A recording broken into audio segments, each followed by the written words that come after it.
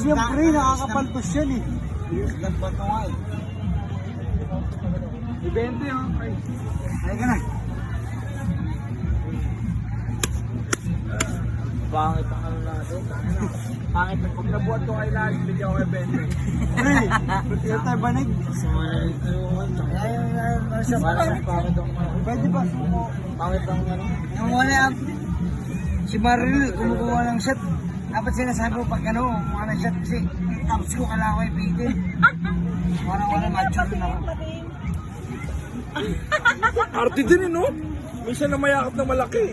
Ito kumi nga, mga 1 minute. Pre, baka tumagos ha.